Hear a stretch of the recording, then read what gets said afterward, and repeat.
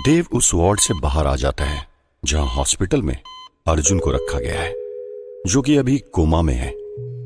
देव अब हॉस्पिटल के waiting room में आ चुका है, जहां काफी सारे लोग बैठे हुए हैं। एक जगह खाली चेयर देखकर देव भी वहां बैठ जाता है। वेटिंग रूम में एक बड़ा सा LCD टीवी लगा हुआ है। अभी टीवी में एक पुरानी मूवी राम और श्याम आई हुई है। दिलीप कुमार की ये मूवी दो हमशक्ल भाइयों पर बनी हुई है, जिसे देव बड़ी गौर से देख रहा है।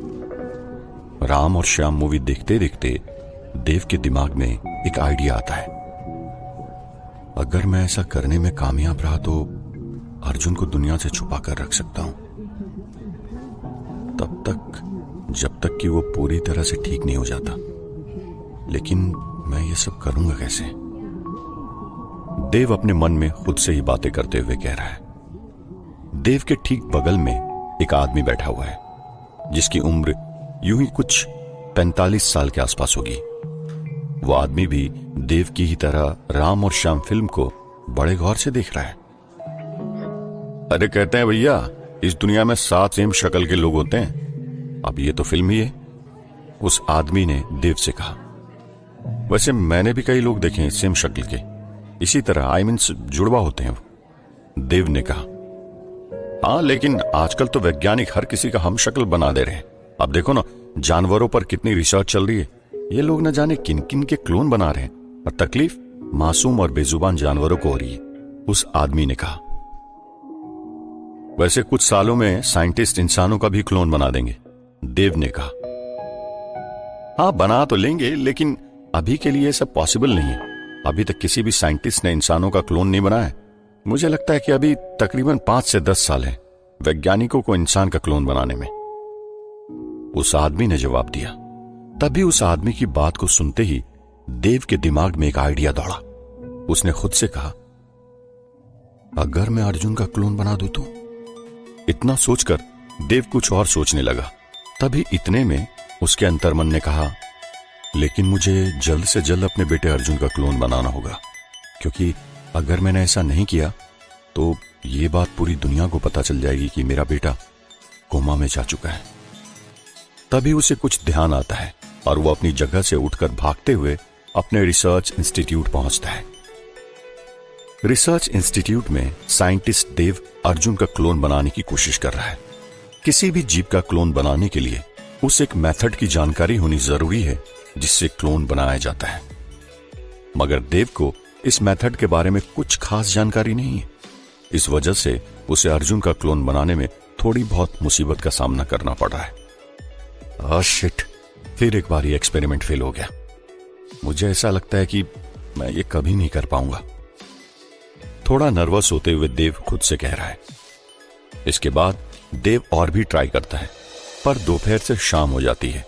अभी तक देव लगभग 20 से 22 बार अर्जुन का क्लोन बनाने के लिए एक्सपेरिमेंट कर चुका है, मगर हर बार की तरह इस बार भी उसको कामयाबी नहीं मिल पाई। इतनी बार मिली नाकामयाबी अब देव को अंदर से तोड़ने लग गई है। अब देव नर्वस होकर एक चेयर पर बैठा हुआ है। अपनी दोनों बाजुओं को टेबल पर रखते हुए देव ने अपने सिर को बाजुओं के बीच रख दिया है। कुछ देर आंखें बंद करके देव क्लोन बनाने के उस सॉल्यूशन के बारे में सोच रहा है, जो सॉल्यूशन उसे अभी तक नहीं मिला है। क्या करूं, कैसे करूं? मुझे अपने बेटे को बचाना है, कैसे होगा ये? देव खुद से सवाल करता है। देव की उस लैब में जहां तरह तरह के केमिकल्स हैं, वहीं लैब के कोने में एक बड़ी अलमीरा में बहुत सारी बुक्स भी रखी हुई है। इन बुक्स को अक्सर देव पढ़ा करता है। ये वर्ल्ड के ग्रेटेस्ट साइंटिस्ट की बायोग्राफिकल और एक्सपेरिमेंटल बुक्स हैं। कुछ दिन पहले ही यहाँ कुछ नई बुक्स भी आई हुई है, जिन्हें अभी तक किसी ने पढ़ना तो क्या, ठीक से देखा तक नहीं है। देव, जो अभी तक एक चेयर में नर्वस होकर बैठा हुआ था, वो उठ खड़ा हुआ। साथ ही वो लैब में इधर से उधर चलते चलते कुछ सोच भी रहा था। अब इसे नियति का खेल कहें या महज एक इत्तेफाक, जो देव अपने आप ही चलकर लैब के उस कोने में आ गया जहां ये बुक्स से भरा एक अलमीरा है। देव की नजर नई आई हुई बुक्स पर पड़ती है। देव बड़े ध्यान से इन बुक्स को देख रहा है। इतने में देव अपने दाहिने हाथ को आगे बढ़ाकर एक बुक को उठाता है। The future elements, written by doctor T.H. Markram. ये एक इंटरेस्टिंग बुक लग रही है, मैं टाइम निकालकर इसे जरूर पढ़ूंगा, मगर मुझे अभी किसी और चीज की जरूरत है, देव खुद से कहता है। इतने में उसकी नजर एक और बुक पर पड़ती है जिसके ऊपर लिखा है the critical body clone, written by L.H. D'Souza. उस किताब को देखते ही देव की आंखें चमक उठती है, उसकी खुशी का कोई ठिकाना नहीं होता। अरे, मुझे इसी तरह की तो एक बुक की जरूरत थी जिसकी थीम बॉडी क्लोन पर बेस्ड हो। खैर, भगवान का शुक्र है जो मुझे ये बुक मिल गई, शायद इसे पढ़कर मेरी मुसीबतें दूर हो जाए, देव खुद से कहता है। उसके तुरंत बाद देव the critical body clone book को उस अलमीरा से लेकर लैब के दूसरे कोने में चला जाता है। फिर एक चेयर पर बैठकर लगभग 600 पेजेस की उस बुक को देव पढ़ना शुरू कर देता है। देव बहुत ध्यान से और अपनी पूरी दिलचस्पी दिखाते हुए उस बुक को पढ़ रहा है। देव को उस बुक को पढ़ते हुए अब दिन से रात हो चुकी है, मगर देव अभी भी बुक पढ़ ही रहा है। इस बुक में बहुत से एक्सपेरिमेंट थ्योरी अच्छी तरह से एक्सप्लेन किए गए हैं, ये मेरे काम आ सकते हैं, देव खुद से कहता है। और फिर अपनी नॉलेज के अनुसार वो एक बार फिर से एक्सपेरिमेंट करने में लग जाता है। देव को अब एक्सपेरिमेंट करते हुए रात के लगभग 2 बज चुके हैं। इतनी रात गए, अब देव को नींद भी आने लगी है, मगर देव सोना नहीं चाहता। मगर नींद पर कहां आज तक किसी का जोर चला है। ज्यादा नींद आने पर जो सबके साथ होता है वही अब देव के साथ भी हो रहा है। अचानक देव को एक गहरी नींद की झपकी आती है और वो चेयर पर बैठकर टेबल पर से टिकाए सो जाता है। जब उसकी नींद खुलती है तो सुबह के लगभग 8 बज चुके हैं। ओह गॉड, सुबह के 8 बज चुके हैं और मैं अभी तक सो रहा हूं, मुझे जल्दी करना होगा, देव ने खुद से कहा। इसके बाद देव बिना कुछ सोचे समझे दोबारा the critical body clone book को पढ़ते हुए एक्सपेरिमेंट करना शुरू कर देता है। धीरे धीरे समय बीतता है और 5 दिन गुजर जाते हैं। 5 दिनों तक लगातार लैब में एक्सपेरिमेंट्स करने के बाद फाइनली छठे दिन देव ने सक्सेसफुली अपने बेटे अर्जुन का क्लोन बनाकर तैयार कर दिया है। यस यस, आखिरकार मैंने कर ही दिया, एक जोशीली आवाज में देव कहता है। देव की इस आवाज में कुछ खास था। दरअसल यह आवाज उस एक मेहनती और कुछ नया सीखने वाले इंसान की आवाज थी जिसने अपने बेटे की खातिर दिन रात मेहनत कर एक सफलता हासिल की थी। जिंदगी में हम कुछ भी कर सकते हैं, बशर्ते हमें कभी हिम्मत नहीं हारनी चाहिए। अर्जुन के क्लोन से देव ने पहली बार एक बात कही, अब तुम बनोगे मेरे बेटे अर्जुन की नई पहचान, और आज से तुम्हारे लिए एक नई रिस्पॉन्सिबिलिटी तुम्हारा इंतजार कर रही है, क्योंकि अब मेरे बेटे अर्जुन की जगह तुम अच्छाई का मसीहा बनकर इस दुनिया के सामने रहोगे। पर तुम्हें अभी मैं पावर्स नहीं दूंगा, अभी तुम एक नॉर्मल अर्जुन की जिंदगी जियोगे, देव ने फिर एक बार क्लोन अर्जुन से कहा।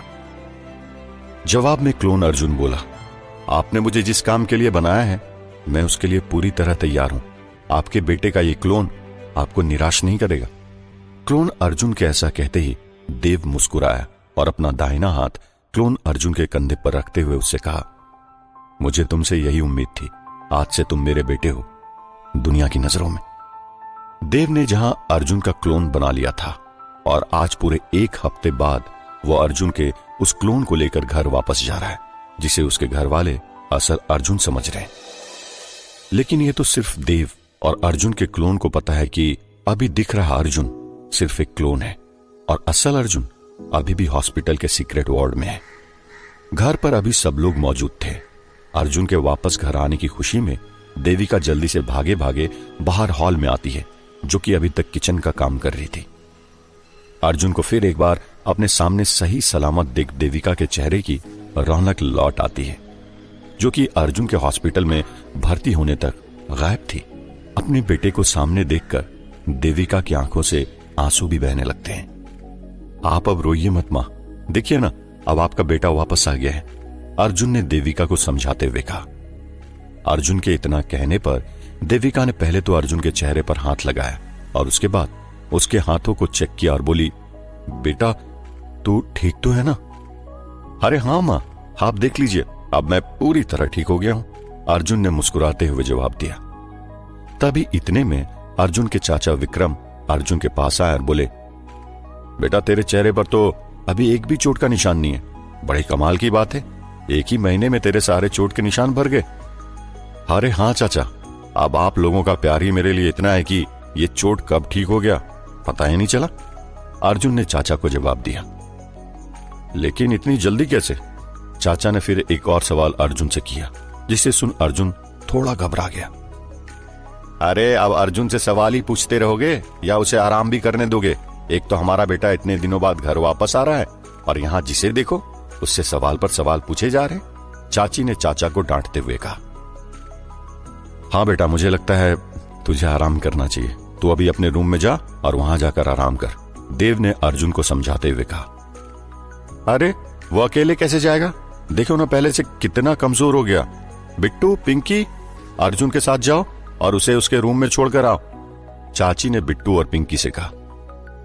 तो वहीं दूसरी ओर देव भी अपने रूम में चला गया, जहां क्लोन अर्जुन अभी अपने रूम यानी कि अर्जुन के रूम में जाने के बाद आराम कर रहा है। तो वहीं अर्जुन का पिता देव अभी भी चिंतित है। मैंने अर्जुन का क्लोन तो बना दिया, लेकिन अब मुझे वो करना है जो मुझसे अजीत ने करने को कहा है। लेकिन इस तरह अजीत की बातों पर विश्वास भी तो नहीं किया जा सकता। खैर, कुछ भी हो इस बार मुझे रिस्क लेना ही होगा। मुझे आज रात ही अपने बेटे को उस जगह ले जाना होगा जो जगह कुछ दिन पहले अजीत ने मुझे बताई थी, देव ने मन ही मन सोचते हुए कहा। रात के तकरीबन 11 बजे जहां घर के सभी मेंबर सोए हुए हैं, तभी इसी वक्त देव की नींद खुलती है। देव की नजर सामने वाली दीवार पे टंगी घड़ी पे जाती है। अभी 11 बज चुके हैं और यही वो सही समय है जब मुझे अर्जुन को हॉस्पिटल से लेकर उस जगह जाना होगा। अपने मन ही मन ऐसा कहते ही देव उठ खड़ा हुआ। उसने एक नजर देविका को देखा जो कि अभी गहरी नींद में सोई हुई है। देव दबे पांव कमरे का दरवाजा खोलकर बाहर आ गया। अगले ही पल देव ने चुपके से अपने घर का मेन दरवाजा ओपन किया और घर के बाहर आ गया। तभी उसने अपने जेब में हाथ डाला। अरे ये क्या, शायद मैं गाड़ी की चाबी को रूम में ही भूल आया हूं। पहले मुझे रूम से गाड़ी की चाबी लानी होगी। धीमी सी आवाज में ऐसा कहते ही देव वापस अपने रूम में चला गया। तभी अचानक उसका हाथ रूम में एक जगह टेबल पर रखे एक फूलदान से टकरा गया और इस तरह वो फूलदान नीचे गिर गया। फिर उस फूलदान के टुकड़े टुकड़े हो गए। फूलदान के टूटने की आवाज ज्यादा तेज तो नहीं थी जिससे कि पूरा घर उठ जाए, लेकिन इतनी तेज जरूर थी कि उससे देविका की नींद खुल गई। क्या बात है देव, इतनी रात को जाग कर क्या कर रहे हो? देविका ने अंगड़ाई लेते हुए पूछा। अरे वो मैं किचन में पानी लेने जा रहा था, तभी मेरा हाथ इस फूलदान से टकराया और ये फूलदान टूटकर गिर गया, देव ने जवाब दिया। ठीक है, जाओ और पानी पी कर आओ, और हाँ, आगे से कुछ और मत तोड़ देना, मैं सो रही हूं अभी। ऐसा कहते ही देविका दोबारा से सो गई। तो वहीं इस बार देव ने टेबल पर रखी अपनी कार की चाबी उठाई और चाबी लेकर बाहर आ गया। अगले ही पल उसने अपनी कार स्टार्ट की और हॉस्पिटल के लिए रवाना हो गया, जहां अर्जुन अभी भी कोमा में पड़ा हुआ है। तकरीबन आधे घंटे में देव हॉस्पिटल पहुंचता है और वहां जाकर फिर एक बार डॉक्टर सिन्हा से मिलता है, जो कि अभी अभी अपने एक इंपॉर्टेंट ऑपरेशन को अंजाम देकर आ रहे हैं। इतनी रात के देव को हॉस्पिटल में देखकर डॉक्टर सिन्हा हैरान है। अरे मिस्टर देव, आप इतनी रात के यहां किस काम से आए? डॉक्टर सिन्हा ने देव से पूछा। डॉक्टर, मुझे आपसे अकेले में बात करनी है, देव ने कहा। देव के ऐसा कहते ही देव और डॉक्टर वहीं अस्पताल के एक कोने में चले गए। हाँ तो बताइए मिस्टर देव, मैं आपकी कैसे हेल्प कर सकता हूं? डॉक्टर ने कहा। डॉक्टर, मैं अभी अपने बेटे को अपने साथ ले जाना चाहता हूं, देव ने जवाब दिया। देखिए, हम आपके बेटे को आपको सौंप देंगे, लेकिन इतनी रात को ही क्यों आप अपने बेटे को यहां से ले जाना चाहते हैं? वरना मेरी मानिए, कल सुबह ले जाइए, डॉक्टर ने हैरान होते हुए पूछा। वो बात कुछ ऐसी है डॉक्टर, आज मुझे इंस्टीट्यूट से आते आते लेट हो गई, तो मैंने सोचा हॉस्पिटल से गुजरते वक्त मैं अपने बेटे को भी अपने साथ ले जाता हूं, इसलिए यहां आ गया, देव ने बहाना बनाते हुए कहा।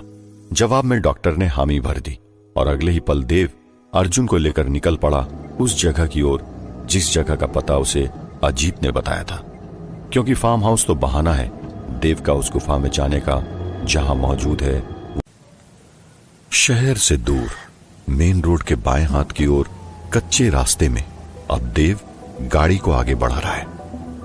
तभी कुछ किलोमीटर आगे जाने पर वो कच्ची सड़क खत्म हो जाती है और वहां देव को एक पतला सा रास्ता नजर आने लगता है। यहां तो ये कच्ची सड़क खत्म हो चुकी है। इसका मतलब अब मुझे अपने बेटे को कंधे पर उठाकर ही उस गुफा तक ले जाना होगा जहां अजीत ने बताया था कि मुझे प्रकाश आता हुआ नजर आएगा, देव ने खुद से कहा। फिर अगले ही पल वो अर्जुन को अपने साथ लेकर गाड़ी से उतरा और उसको कंधे पर बैठाकर पैदल पैदल आगे निकल पड़ा। आगे पतला रास्ता है और चारों तरफ घना जंगल है। तकरीबन 5 किलोमीटर आगे पैदल चलने पर देव रुक जाता है और हांफने लगता है। अब और कितनी दूर है, कहते हुए तभी देव की नजर अपनी दाईं तरफ मौजूद एक लाइट पर पड़ती है जो कि एक गुफा से आ रही है। उस लाइट को देखकर देव समझ जाता है कि हो न हो यह लाइट उसी गुफा से आ रही है जिसका जिक्र अजीत ने उससे किया था।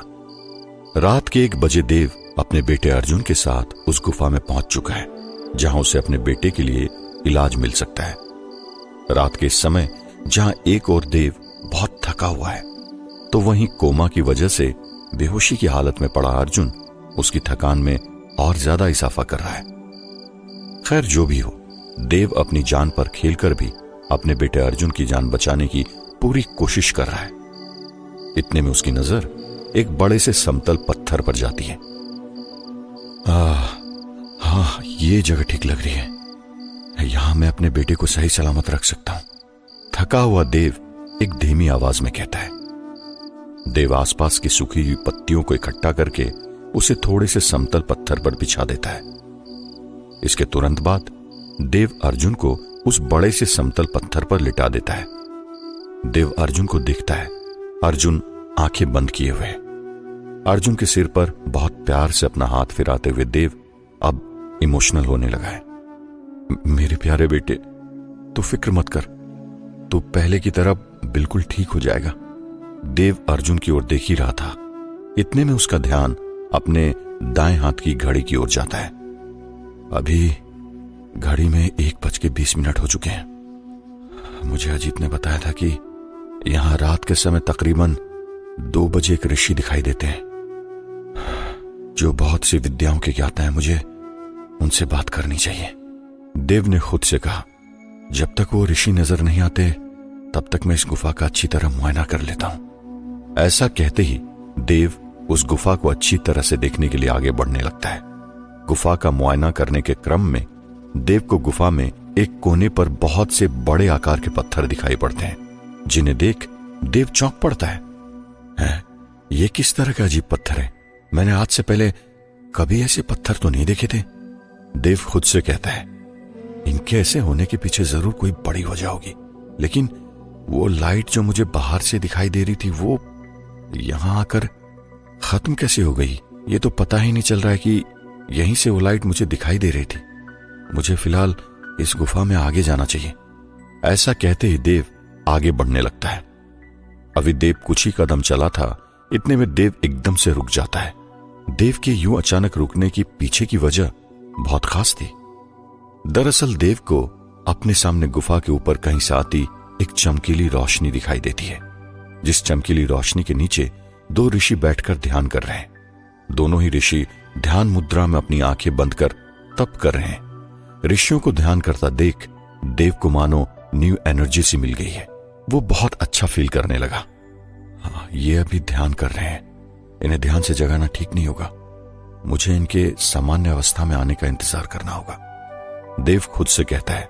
ऋषियों को ध्यान करते देख देव को अब लगभग 40 मिनट होने को हो गए। रात के 2 बजते ही वे दोनों ऋषि अपनी ध्यान साधना से उठ जाते हैं। देव को अपने सामने पाकर उन दोनों ऋषियों में से एक ऋषि देव से बड़े प्यार से कहते हैं, तुम कौन हो? इसके बाद देव सबसे पहले उन दोनों ऋषियों को प्रणाम करता है। इसके बाद कहता है, मेरा नाम देव है, मुझे आपकी मदद की सख्त जरूरत है, प्लीज मेरी मदद कीजिए। ऋषियों के सामने हाथ जोड़ते हुए देव कहता है, कहो हम किस तरह से तुम्हारी सहायता कर सकते हैं? दोनों ऋषियों में से एक ऋषि देव से कहते हैं, मेरा बेटा बहुत समय से बेहोश है। डॉक्टर का कहना है कि वो कोमा में जा चुका है और साथ ही वो कहते हैं कि अब काफी कम चांसेस हैं उसके वापस कोमा से बाहर आने की। मैंने हर जगह उसे ठीक कराने की कोशिश की, मगर कहीं भी उसका इलाज ना मिल सका। इसीलिए बड़ी उम्मीद के साथ मैं आपके पास आया हूं। देव कहता है, लेकिन हम ही क्यों? तुम किसी और से भी सहायता मांग सकते थे, ऋषि ने कहा। इसके बाद देव उन दोनों ऋषियों को अर्जुन के बारे में यह बताता है कि उसके ऊपर कुछ लोगों ने हमला किया, जिस कारण वो कोमा में चला गया। देव की बातें सुनने के बाद उन दोनों ऋषियों में से एक ऋषि अर्जुन को देखने की बात देव से करता है। इसलिए देव समतल पत्थर से अर्जुन को उठाकर उनके सामने ले आता है। कोमा से बेहाल हुए अर्जुन को देखकर एक ऋषि देव से कहते हैं, इसकी शारीरिक स्थिति बहुत ही दुर्लभ स्थिति में है। इसे ठीक होने में करीब 2 माह का समय लग जाएगा या फिर उससे भी ज्यादा। आप कैसे भी करके मेरे बेटे को ठीक कर दीजिए। मैं आपका यह उपकार जिंदगी भर नहीं भूलूंगा, देव ने कहा। देव के ऐसा कहने पर उस ऋषि ने अर्जुन का हाथ पकड़ा और अपनी आंखें बंद कर ली। लेकिन ये क्या, ऋषि ने जब आंखें खोली तो वो पूरी तरह हैरान दिखाई दिए। वर्तमान समय। आज देव और क्लोन अर्जुन घर के कुछ जरूरी काम की वजह से मानर घाट से कुछ किलोमीटर दूर सिल्वरी आ रहे हैं। गाड़ी के अंदर बैठा क्लोन अर्जुन विंडो से बाहर के प्राकृतिक नजारे को बड़ी गौर से देख रहा है। इतने में देव की नजर क्लोन अर्जुन पर पड़ती है, जो कि विंडो से बाहर बस देखे ही जा रहा है।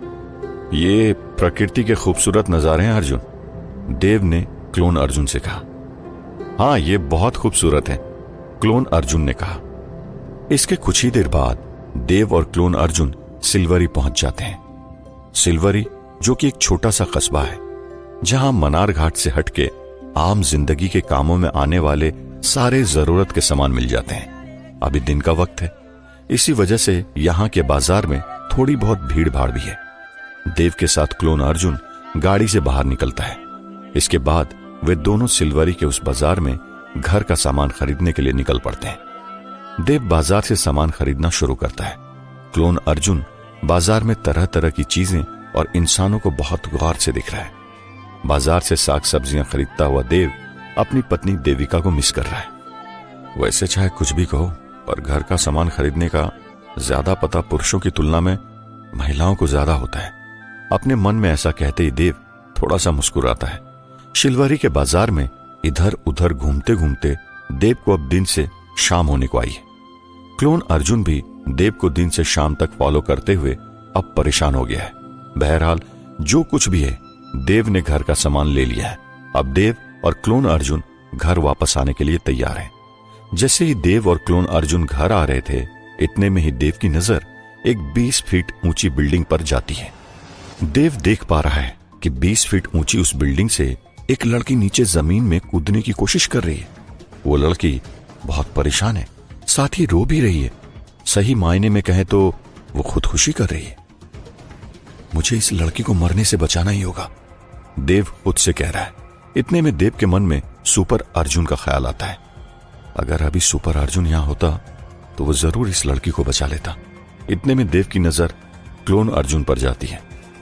सुपर अर्जुन ना सही, मगर तुम उस लड़की को तो बचा सकते हो, देव अर्जुन क्लोन से एक धीमी आवाज में कहता है। मगर मैं कैसे इसे बचा सकता हूं? आपने देखा नहीं, आपने जो मुझे अपग्रेड किया था उसका इफेक्ट रात को मां ने देख लिया था। तो क्या मैं अभी अपनी पावर्स यूज कर सकता हूं? क्लोन अर्जुन ने कहा। अगर चाहत सच्ची हो तो कुछ भी पाया जा सकता है अर्जुन, और तुम्हारे अंदर से तो ब्लू रेडिएशन ही तो निकल रहे थे, और अब तुम्हारी मां भी तुम्हारा सच जानती है, इसलिए फिक्र मत करो, देव क्लोन अर्जुन से कहता है। अर्जुन का जन्म अच्छाई के लिए हुआ है। वो यहां नहीं है तो क्या हुआ? उसकी कभी न हार मानने वाली और हमेशा अच्छाई का साथ देने वाली सोच हमेशा कायम रहेगी। और तुम ये मत भूलो कि आज से कुछ ही दिनों पहले तुमने कुछ बच्चों को ही स्कूल बस के साथ पहाड़ी से नीचे गिरते हुए बचाया था, देव क्लोन अर्जुन से कहता है। देव के ऐसा कहते ही क्लोन अर्जुन हाँ में अपना सिर हिलाता है और हवा में जंप मारकर उस बिल्डिंग के सामने उड़ते हुए चला जाता है। उड़ते हुए क्लोन अर्जुन बिल्डिंग से गिरती उस लड़की को हवा में ही पकड़ लेता है और एक सुरक्षित जगह ले जाता है। इसके बाद क्लोन अर्जुन उस लड़की को अपने साथ हवा में उड़ाता हुआ देव के पास ले आता है। परेशानी से भागकर आत्महत्या कर लेना किसी समस्या का समाधान नहीं। किसी एक छोटी सी बात के लिए तुम अपने जीवन को खत्म नहीं कर सकती। इस जीवन को खत्म करने से पहले कम से कम अपने परिवार वालों के बारे में तो सोच लेती। कुछ देर उस लड़की को समझा लेने के बाद देव क्लोन अर्जुन के साथ वापस सिल्वरी से मनार घाट आ जाता है। अभी देव घर पहुंचा ही था, इतने में देव के मन में अपने बेटे अर्जुन का ख्याल आता है। मैं अपने बेटे को उन ऋषियों के पास इलाज के लिए छोड़ता आया हूं, मगर मुझे फिर भी उसकी आज बहुत फिक्र हो रही है। चाहे जो भी हो, देव आखिर है तो एक पिता ही। ना चाहते हुए भी आज उसे अपने बेटे की फिक्र होने लगी है। अर्जुन की फिक्र होने का एक कारण उस लड़की का आत्महत्या करना देखते हुए भी है। इसलिए देव क्लोन अर्जुन को अपने बेटे अर्जुन के बारे में हालचाल पूछने के लिए उस गुफा में जाने के लिए कहता है। अर्जुन, मुझे मेरे बेटे अर्जुन की बहुत फिक्र हो रही है। आज उस लड़की को आत्महत्या करता देख मेरी तो रूह कांप गई। बहुत दिन हो गए मैंने अपने बेटे को ठीक से देखा भी नहीं है। न जाने अब वो कैसी हालत में होगा। इसीलिए तुम उस गुफा में जाओ जहां मेरा बेटा अर्जुन है। देव क्लोन अर्जुन से कहता है, आप जैसा कहेंगे वैसा ही होगा। मैं अभी उस गुफा की ओर निकलता हूं जहां आपके बेटे का इलाज चल रहा है। क्लोन अर्जुन देव से कहता है। इसके तुरंत बाद क्लोन अर्जुन अपने वास्तविक रूप यानी सुपर अर्जुन को देखने के लिए गुफा की ओर निकल पड़ता है। क्लोन अर्जुन बहुत तेज स्पीड से उस गुफा की ओर बढ़ रहा है जहां अभी सुपर अर्जुन का इलाज चल रहा है। क्लोन अर्जुन को उड़ान भरते हुए डॉक्टर जूल अपनी लेबोरेटरी में मौजूद एक बड़ी सी स्क्रीन में बड़े गौर से देख रहा है। हालांकि डॉक्टर जूल को अभी भी यही लगता है कि असल सुपर अर्जुन यही है, क्योंकि वो अभी इस बात से अनजान है कि असल सुपर अर्जुन अभी बेहोशी की हालत में है और उसका इलाज वे दो ऋषि उस सुनसान गुफा के अंदर कर रहे हैं। बड़ी अजीब बात है कि अच्छाई का मसीहा सुपर अर्जुन अभी यहाँ तो कभी वहाँ। ये सुपर अर्जुन न जाने किस किस को बचाएगा। एक अजीब सी हंसी हंसते हुए डॉक्टर जूल ने कहा, आज आपकी हंसी में कुछ और ही बात है डॉक्टर। इस हंसी के पीछे का राज जान सकता हूं मैं? आरव ने डॉक्टर जूल से पूछा। ये हंसी उसकी मौत लेकर आएगी जो मेन जड़ है सुपर अर्जुन की, डॉक्टर जूल ने जवाब दिया। आप ये किसकी मौत की बात कर रहे हैं डॉक्टर? क्या आपके माइंड में आज सुपर अर्जुन को खत्म करने का प्लान चल रहा है? आरव ने थोड़ा हैरान होकर पूछा। कुछ ऐसा ही समझ लो आरव। अभी सुपर अर्जुन घर पर नहीं है, यानी कि वो अपने पिता देव से दूर है। इसलिए यही वो मौका है जब हम अर्जुन के पिता देव को खत्म कर सकते हैं। अगर वही न रहा तो अर्जुन खुद कमजोर पड़ जाएगा, डॉक्टर जूल ने हंसते हुए जवाब दिया। लेकिन आपको नहीं लगता कि आपको देव को मारने से पहले सुपर अर्जुन को खत्म करने के बारे में सोचना होगा? मुझे नहीं लगता कि देव को मारने से आपको कुछ फायदा होगा, क्योंकि आपका असल टारगेट तो सुपर अर्जुन है, ना कि उसका पिता देव, आरव ने पूछा। यही तो तुम नहीं देख पा रहे हो जो मैंने देखा है। सुपर अर्जुन की जड़ें देव से जुड़ी है और देव तक ही सीमित है। उसकी तमाम शक्तियों का स्रोत उसका पिता देव है।